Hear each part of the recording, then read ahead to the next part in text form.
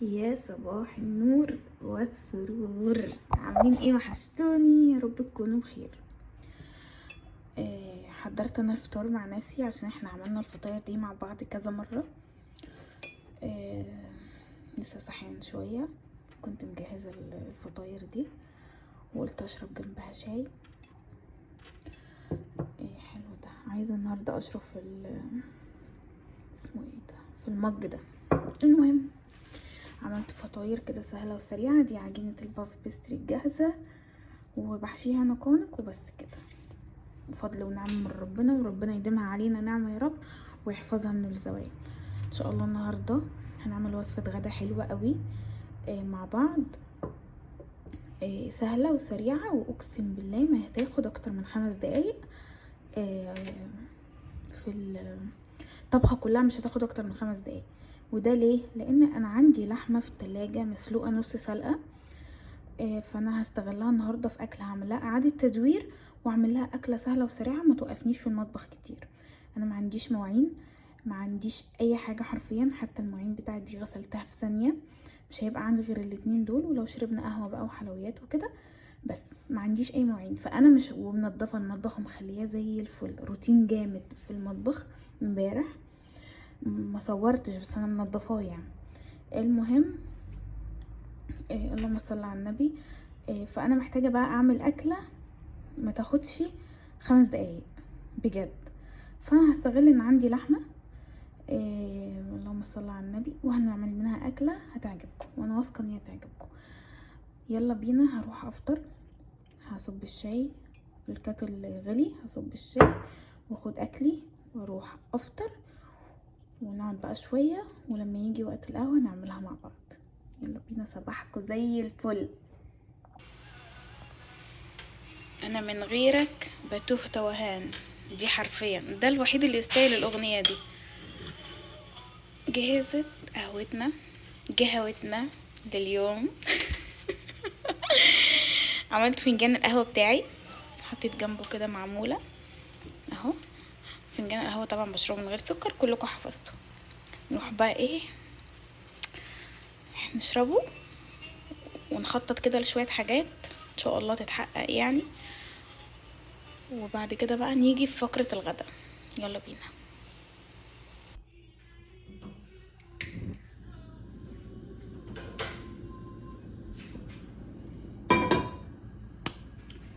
تعالوا بقى نعمل غدا اللي احنا قلنا عليه. بواقي لحمه خلاص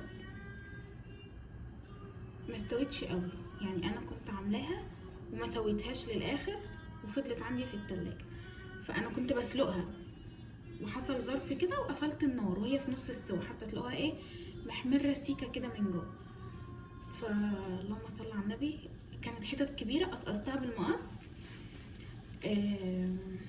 وهنعمل بيها اكله. انا مش عايزه اكلها مسلوقه ولا عايزه اكمل سواها في شوربه، صفيتها من الشوربه وقصقصتها دي يعني هي مدهنه كده عشان كانت في التلاجة. خلاص هنعمل كبسه، بس هنعمل كبسه سهله وسريعه وبسيطه ومش هتاخد معانا وقت كتير. بصوا يا ولاد، اول حاجه معايا هحط شويه زيت، بسم الله الرحمن الرحيم. شويه زيت بتاعت الاكله كلها، مش هكتر عشان انا اصلا عامله كميه قليله قوي يعني، ده 4 كيلو لحمه اصلا. بصلايه كمان صغيره. الزيت يسخن كده اقطع البصلايه، هي عشان صغيره بعملها كده ما بين صوابعي، اما لو بصلايه كبيره كنت فركتها في كف ايدي يعني، كنت حطيت البصلايه هنا كده وتك تك تك تك، هي قشره البصل تك تك تك تك كده يعني، فاهمين؟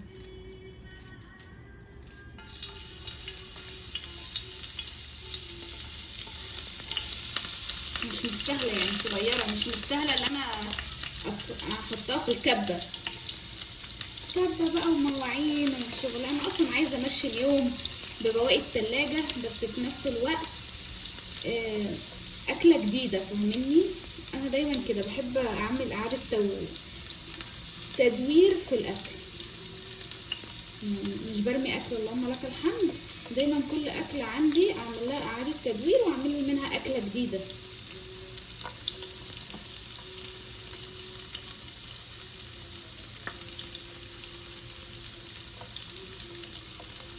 بس كده بسم الله. هي هتاخد لون، انا مش عايزاها تلون قوي، مش عايزاها تحمر، عايزاها تصفر كده حاجه بسيطه.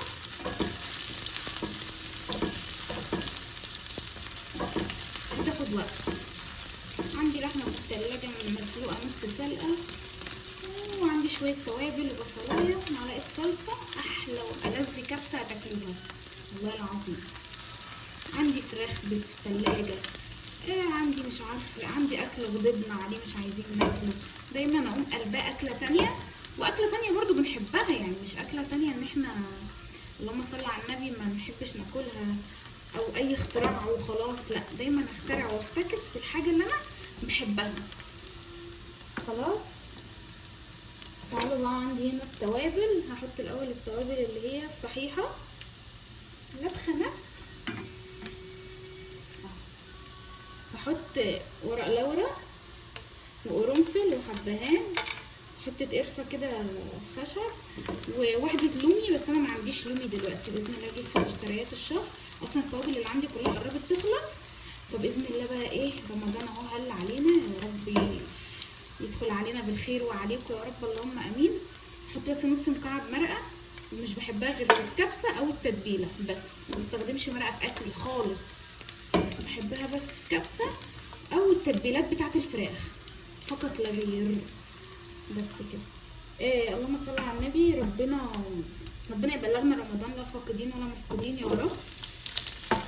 هنزل باللحمه، ومادام نزلت باللحمه انا مش هحط، المفروض احط ملح وفلفل اسود، بس انا اللهم صل على النبي اللحمه دي كان فيها ملح وفلفل اسود، هحط شويه كاري وشويه ملح كمان عشان بس خاطر الرز. وهنزل بقرن فلفل كده، هاخد نصه، ده قرن فلفل سبايسي.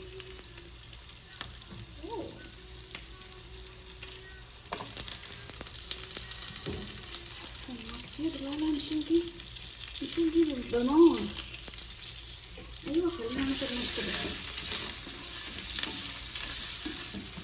فهعمل جرد بقى للتوابل واعمل جرد للحاجات دي كلها عشان خلاص مشتريات رمضان يدخل علينا يا رب بالخير والستر والصحه وانتوا وسط حبايبكم، وتاني رمضان اقضي لوحدي من غير اهلي يعني. المهم بس اهلي جوزي موجودين الحمد لله، ربنا يديمها علينا نعمه ويديم علينا الستر ولمه العيله. لكن لمه العيله دي ما تتعوضش والله العظيم بتمام. فهم اهل جوزي هنا بيعوضوني غيابي عن اهلي عموما. الحمد لله ربنا يخليهم لي يا رب ويبعد عننا اي حاجه وحشه اللهم امين. المهم يا ولاد، هنعمل بقى ايه؟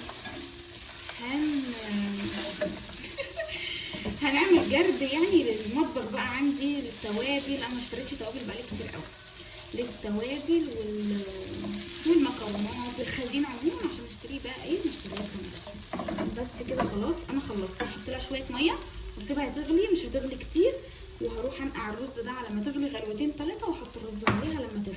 بس كده اسهل واسرع اكله. تعالوا بقى نعمل سلطه الدقوس جنب الكبسه. عندي هنا طماطمايه، مش عارفه انتوا شايفين، شايفين، عندي طماطمايه كبيره شويه، احط عليها شويه خل،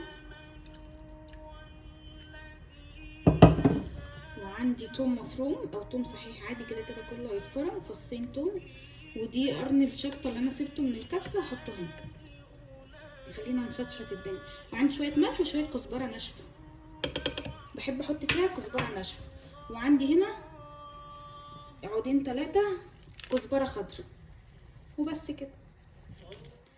وايه بقى، نفرم فرم وخلاص على كده. ولا في اسهل ولا اسرع من وصفه غدانا النهارده.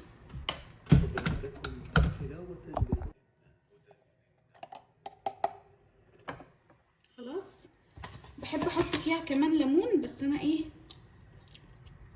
يا لهوي دي مولعه مولعه. هي عايزه ايه؟ نص ليمونه بس، كده كده انا هاكل مع الكبسه ليمون، يعني احط جنبها ليمون عصور كده، نبقى نعصر على الاتنين مع بعض. دي مولعه، وحته الفلفل اللي انا حطيتها في الكبسه هتخليها مولعه وحاجه ما يعلم بيها الا ربنا. يلا بينا لما الكبسه تخلص نشوفها مع بعض.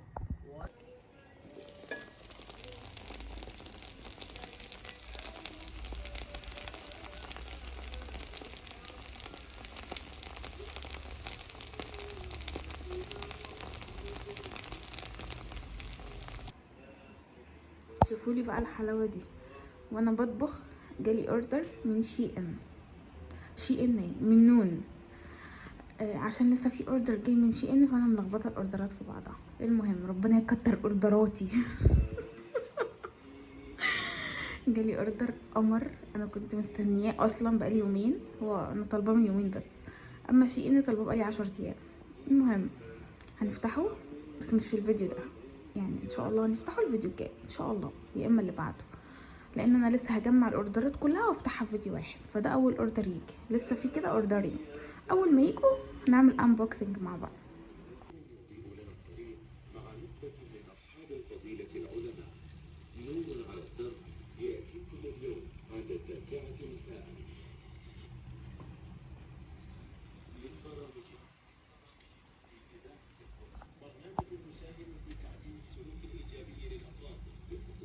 وخلاص خلصت واستوت الكبسه، وعايزه اقول لكم ان الدنيا بتشتي، وحياه ربنا بتشتي من الصبح، بتشتي تقريبا من ساعه ما انا كنت بحضر الفطار، من الساعه 7. اللهم صل على النبي. شتا لحد الان، ما الساعه دلوقتي 7 بالليل، لحد الان ما عملتش ما وقفتش مطر كده يعني. ناخدها بقى ونروح ناكل نتدفى بقى، والجو ده محتاج حاجه تدفي، محتاج عدس، محتاج كبسه كده. كده الفيديو بتاع النهارده خلص، اشوفكم في فيديو جديد. نعيشنا نكلم عمرو المره الجايه، مع الف سلامه.